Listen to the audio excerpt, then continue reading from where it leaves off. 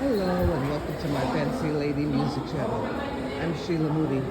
Well, today's video is not really about music per se, but it's about the closure of the San Francisco institution, the Westfield Shopping Center. This used to be one of our most iconic and glamorous malls. When I moved here in 1991, I love this mall. I thought it was so elegant and sophisticated, and it had all of the stores like Nordstrom, the Emporium, all kinds of, brand, big name chain stores, and some unique ones too. This used to be a Mrs. Fields, and now they are closed. And I was really sad that our local Claire's closed, and Claire's, as you know, was a tween store. It had all kinds of cute items. I used to go there for hair adornments, all of the fancy barrettes and combs and things, rhinestone that I wore in my hair. I got from Claire's because being made for tweens, they weren't usually affordable, and now Claire's is gone. It was there for years. This milk tea shop is probably a pop-up shop. Pop-up vendor. They probably won't be here for very long. I went in here and got a new outfit, a new jacket to wear to the premiere of the Wiz yesterday. They're kind of cute. Savion Sweets had the best cupcakes a few years ago. They were black owned, and they had the most unusual flavors of cupcakes, like lemon drop. Cupcakes were so good, and now they're gone. Sunglass Hut, still there. Wetzel's, still there. Jamba Juice is still there. A lot of the eateries managed to sustain. This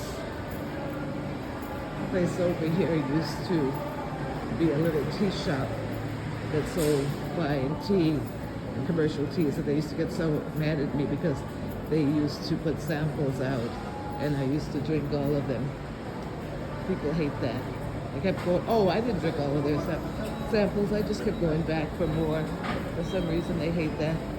Anyway, so I remember a very traumatic incident that happened here. I was actually in the Panda that I showed you, getting lunch on my lunch break when I worked across the street at the San Francisco Chronicle.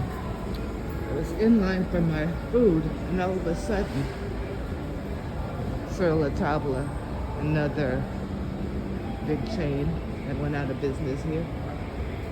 So the Emporium vacated, decades ago.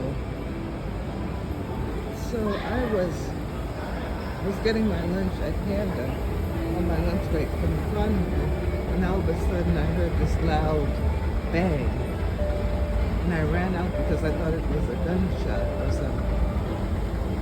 A man had jumped from the very top of one of these balconies and landed on the marble floor at the bottom, to the very bottom. And I saw, before I looked over, I saw a woman crouching behind a garbage can and just weeping. And I was hesitant to look, but then I looked over the railing and I saw a man bleeding on the ground. It was very traumatic, and for weeks, every time I passed this mall on the street and I saw the dome, I got triggered involuntarily and started to have panic attacks. And as it so happened, when he jumped, he fell on a lady that was having coffee at the cafe below, a little outside cafe. He fell on her, and I saw her being carted away on a neck brace, carted away on a stretcher or an ambulance. It was very traumatic scene, and the mall later put up a sign offering counseling for anyone who is there. This was before the advent of smartphones and social media, so the only way you would have heard about this incident is newspapers, news outlet like mine. So as a Chronicle employee at that time, I was obligated to call whenever some breaking news happened.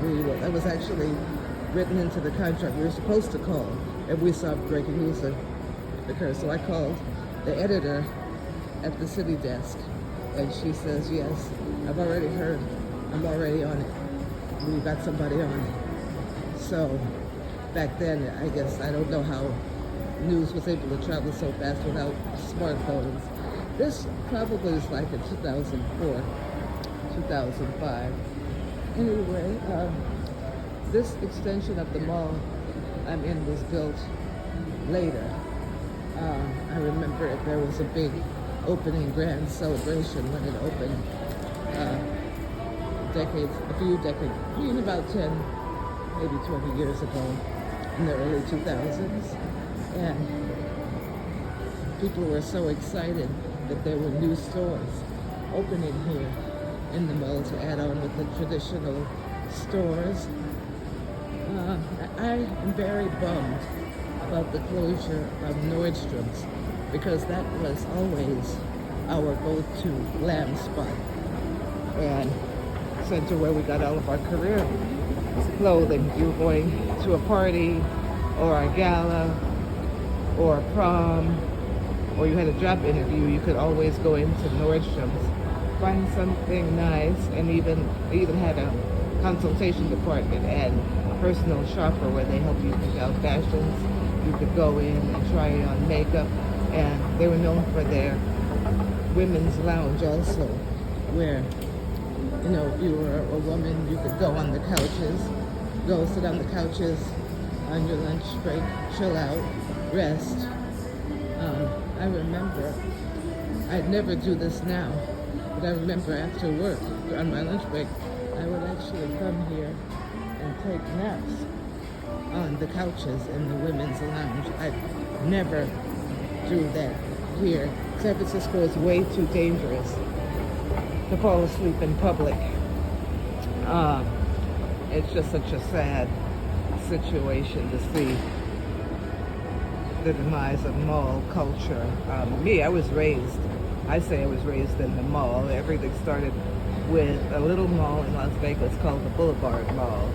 And my grandmother used to take me there every Saturday, if time permitted. I think this place used to be, see, look, everything here, look how it's dark over here. Like, this is almost like a science fiction movie. Look at that. Yo, there is nobody here. I am just flabbergasted. And this area over here, it used to be thriving with a lot of chairs and charging stations where you could sit with your laptop or your phone and actually do work or just chill out here. And now everything is gone. This is the masterpiece. This is the centerpiece of the mall, this incredible dome right here. Usually during the holidays, there used to be an upside-down Christmas tree made of crystal that we used to love. It wasn't here this year for the obvious reasons. This is the entrance. I'm getting sad already. This is the entrance of the Nordstrom's. And like I said, this was a hub. They even had Mary J. Blige here signing autographs one year. And, it's just a symbol of the gloom loop and the decline of San Francisco and local businesses as a whole. It is quite sad. And as you could see, it's a beautiful structure. It looks like someone is still cleaning it. They still have a cleaning crew. You know, I guess it succumbed to crime and, you know, robberies, burglaries. I remember oftentimes seeing thieves being chased out of these stores for grab and run. Oh, there's a sale over at Lucky Brand, so it looks like they might be closing. Now, Bath and Body Works has been here forever. I still love this store. It's one of the ones that are still popular and hanging on. I remember when this store used to be, I think it was on the other side it moved, but it was always crowded. H&M, I still go into for deals. Wow. These little pods, these, look at how empty everything is shown. Celery.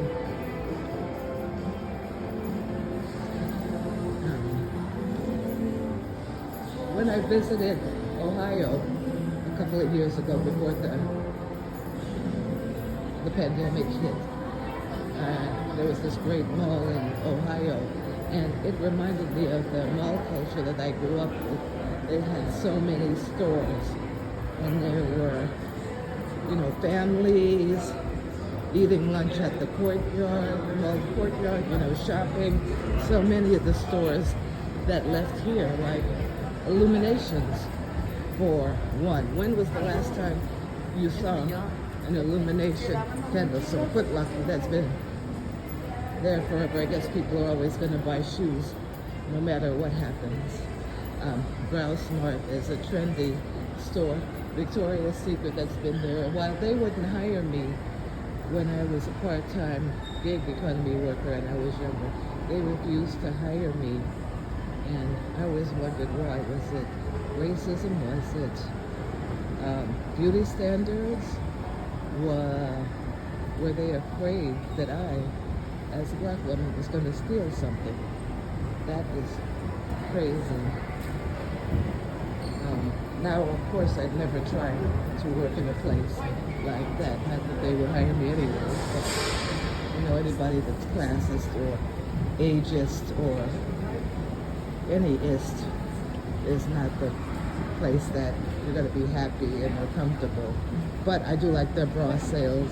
Yes, I love the quality of their material. I mean, their wares. Yeah, so these are some basically new stores. I guess this side is busier than the other side. And I just so sad to see that entire dome area I just showed you just being wasted and being empty like that.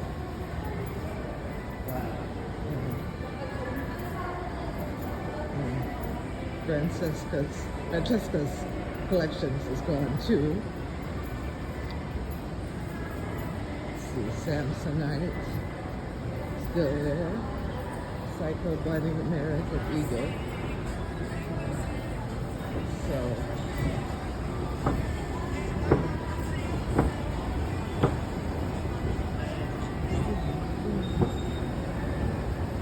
and of course there is a piece of art, a heart over there in the center. So obviously people are still over here doing business.